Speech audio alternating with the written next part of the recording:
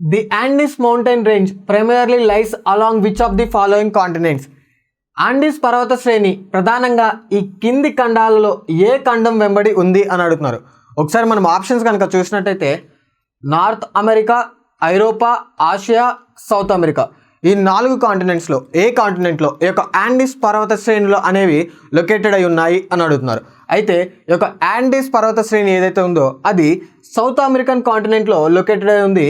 ఈ యొక్క యాండీస్ mountain range అనేది సౌత్ అమెరికన్ కాంటినెంట్లో దగ్గరగా 7 కంట్రీస్లో విస్తరించి ఉంది. ఆ యొక్క కంట్రీస్ ఏంటి అంటే అర్జెంటీనా, బొలీవియా, చిలీ మరియు కొలంబియా, దాంతోపాటుగా ఈక్వెడార్, పెరు అండ్ వెనిజులా, ఈ 7 కంట్రీస్లో కూడా ఈ యొక్క యాండీస్ పర్వత శ్రేణి అనేది లొకేటెడ్ అయి ఉంది. ఒకసారి మనము డిఫరెంట్ కాంటినెంట్స్లో డిఫరెంట్ మౌంటైన్ రేంజెస్ ఒకసారి చూద్దాము. సౌత్ అమెరికన్ కాంటినెంట్లో యాండీస్ పర్వత శ్రేణి అనేది లొకేటెడ్ అయి ఉంది. నార్త్ అమెరికన్ కాంటినెంట్లో రాకీస్ మౌంటైన్ రేంజ్ అనేది లొకేటెడ్ అయి ఉంది. ఈ యొక్క ఐరోపా కాంటినెంట్లో ఆల్ప్స్ మౌంటైన్స్ ఏవైతే ఉంటాయో అవి లొకేటెడ్ ఉన్నాయి. ఈ యొక్క ఆల్ప్స్ మౌంటైన్ రేంజెస్ అనేవి ఏషియాని మరియు ఐరోపాని డివైడ్ చేస్తూ ఉంటాయి.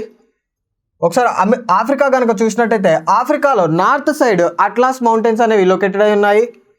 ఏషియాలో హిమాలయన్ రేంజెస్ అనేవి లొకేటెడ్ అయి ఉన్నాయి.